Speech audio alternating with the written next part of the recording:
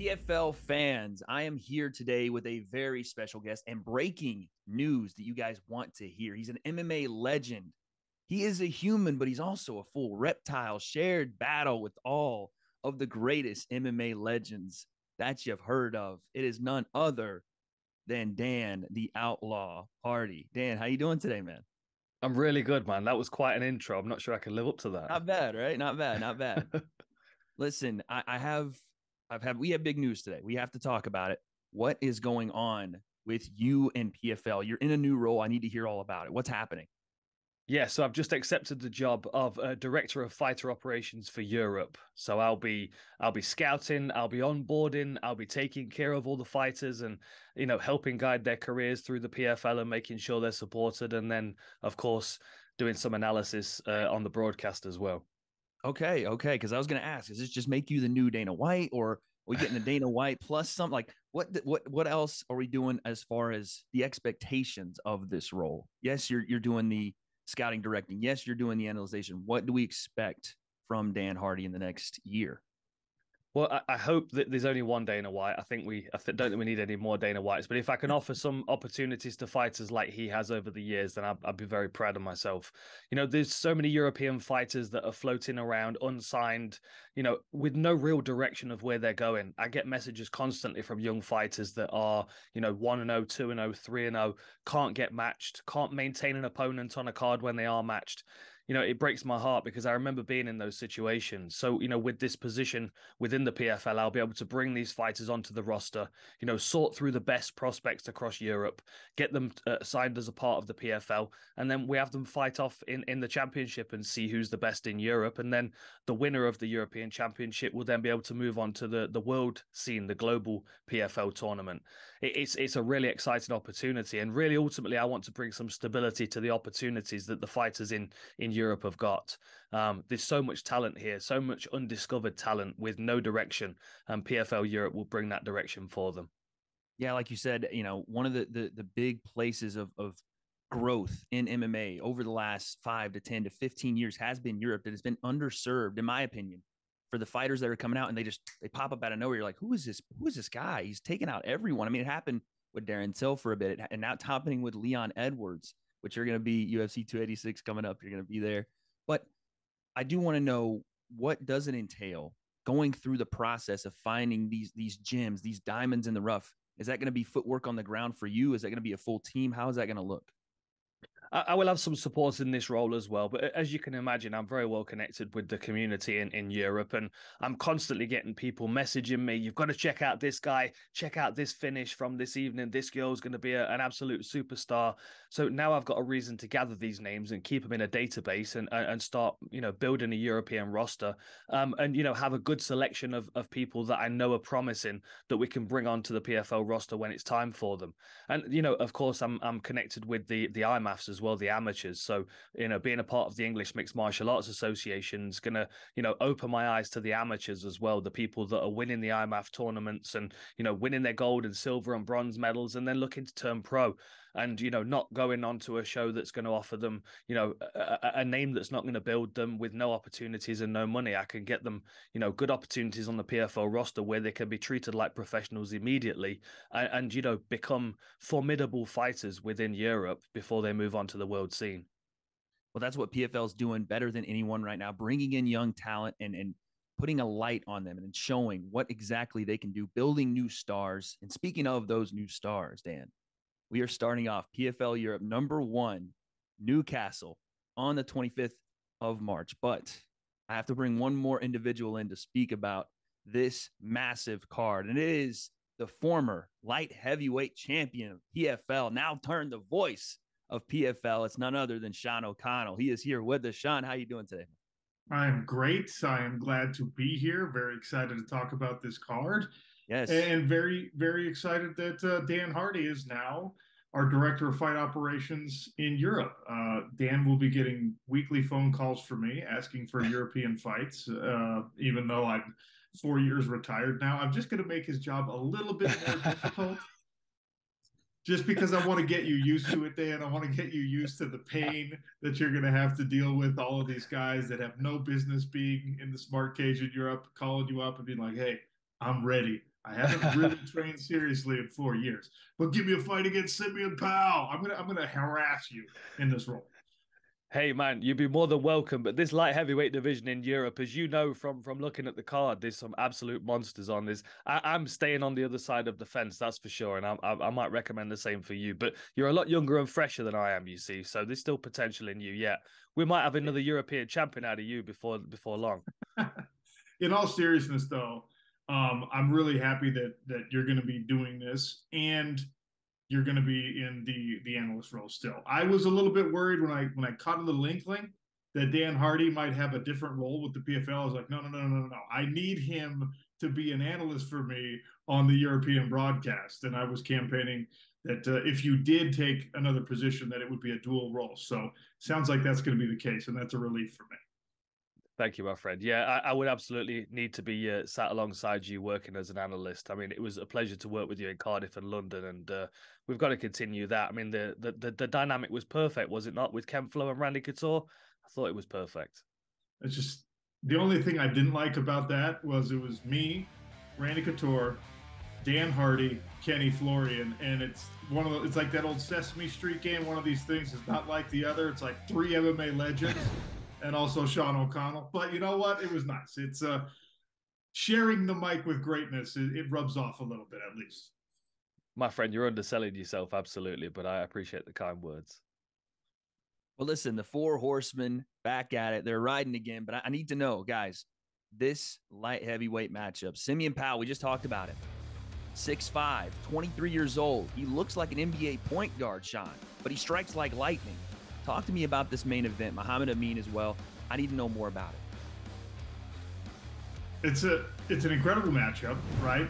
And we're talking about 2 guys in this main event in Simeon Powell and Muhammad Amin, who I think if you put them in our global season right now, are going to cause some problems for people. And that's me projecting, right? And that's what you're supposed to do with this European circuit we're running.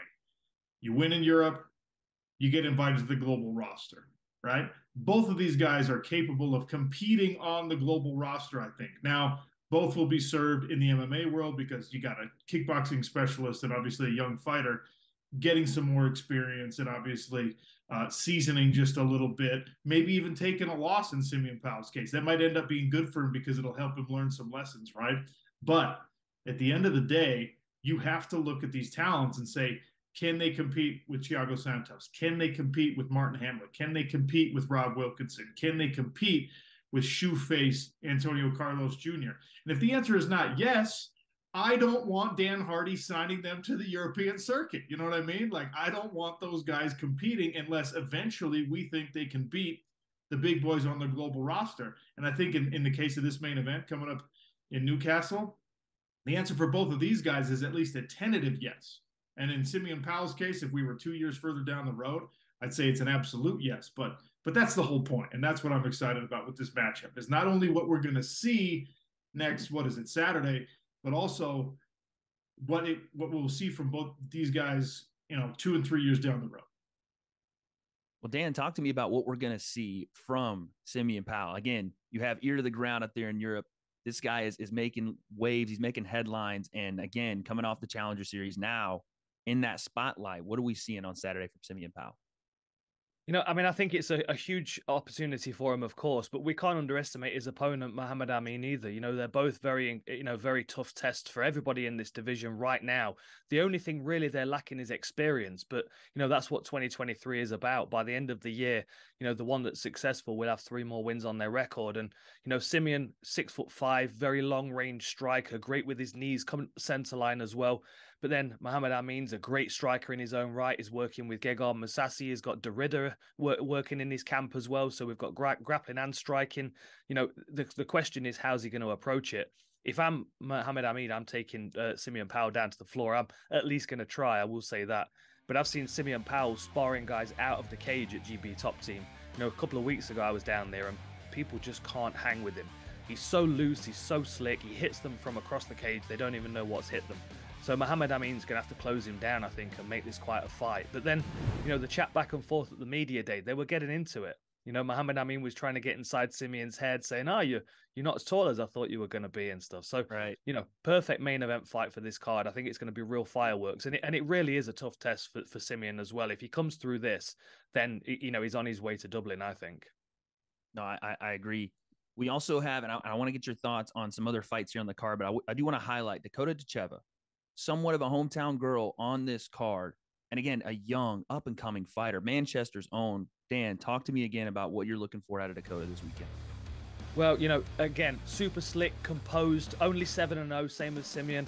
She just doesn't fight like a fighter that's had such little experience in mixed martial arts, though. You know, she's got a Thai boxing experience. Her mum was a world champion, so of course, you know, great coaching from a very young age. But her transition to mixed martial arts has been outstanding. You know, she's excellent up against the fence, good takedown defense, good knees to the body.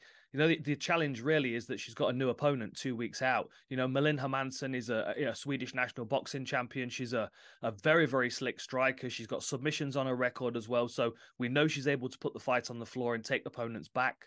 But ultimately, it's her hands that we've got to watch out for. She's going to want to stand and box with Dakota, which means Dakota's going to have to use her full range of Muay Thai to beat this opponent. Listen, she says the hype train does not stop for anyone, so she doesn't expect it to this Saturday. Sean, talk to me about other fights on this card, some to watch, some other fighters out here in Europe to watch. I need to know more about it. Every time I delve into new fighters that Dan's scooping up and putting that spotlight on, I love it. So I need to know more about any other fights on this card to watch. Well, before we get into that, I do want to mention, you know, Dan glossed over a little bit. 2 weeks. Yeah. Opponent change coming up 2 weeks out for Dakota Dacheva. Malin Hermansson is a veteran, like Dan said, and there's already a ton of pressure on these young, undefeated, fast-rising British talents, right? You've got to deliver on home soil. And now you're talking about someone stepping in on 2 weeks' notice. That's always very difficult for the person who's stepping in. But for Dakota Dacheva, who this card in a lot of ways has been marketed around, has been built around, right? That's extra pressure because, yes, you have to game plan a little bit differently. You have to go into it a little bit tactically, some adjustments. But more importantly, everyone expects you to now beat this person, beat them soundly, put a spanking on some opponent who came in on short notice. No one ever talks about that in the sport of mixed martial arts. It's always, oh, this guy or this gal took this fight on 2 weeks' notice and it's impossible to train enough and all that kind of thing. For the person who accepts that fight with the late replacement fighter, you have to make your adjustments. But also everyone says, oh, there's no excuse for losing to a last-second replacement.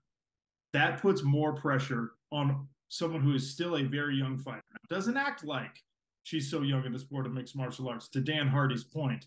But this is an intense kind of situation for Dakota Dacheva to have to handle, where someone's jumping in and we're not going to give her any grace. We're not going to give her any credit. If Hermansson's even able to take her down or even able to make this difficult for her, people are going to start being like, oh, but how come you didn't dispatch that woman with ease? She took the fight on 2 weeks' notice. You've had a full camp. So I'm really interested in that dynamic for someone who's, you know, got so many high hopes, or everyone has their high hopes attached to her and to Simeon Powell and to some of these other young talents. That's something that I think we should keep an eye out for. Yeah, absolutely. They're great points. They're great points. You know, it's worth mentioning Malin Hermansson had a really tough fight against Cornelia Holm, who's also on this card in the bracket. So even if Dakota comes through this one, there are other tough fights on the card further down. And, you know, same thing with Simeon. If he's able to beat Muhammad Amin, he's got the likes of Kenneth Burr further down the card, who's a 9-1 powerhouse. Scary opponents in this division for them to face. That's why we do it here on PFL. There's no ducking, no hiding. Tournament formats are coming. Season starting. PFL Europe #1. Gentlemen, I do want to know, again, what it means for now PFL's Europe #1, the launch in Newcastle. What does this mean, not only for European MMA, but just for the PFL in general going forward? This is brand new. We're seeing this thing start out, and I think it's a fever pitch. It's bubbling right now. So, Dan, talk to me. What does this mean going forward? It's very, very exciting. You know, already as soon as it was announced, I've had fighters contacting me about how do I get how do I get onto the PFL roster? How do I become a part of it? You know, they've laid out the plan for this year, and we know that's going to roll into 2024, 2025, and it's only going to get bigger. it's the beginning of something amazing for Europe, for mixed martial arts in this region. And we need this stability. We need these opportunities to be regularly on the table for fighters so we can start picking up some of the talent that's here that's kind of flying under the radar right now. You know, PFL Europe 1, it's the beginning of something huge. And then we get to feed that into the global roster, which, you know, Sean O'Connell knows already how tough that is. And he'll tell you how much it's going to be a test for these Europeans to make that transition. But what better way to do it than to go through a PFL Europe season first? Yeah, it's a nice little precursor, I think, for these European fighters.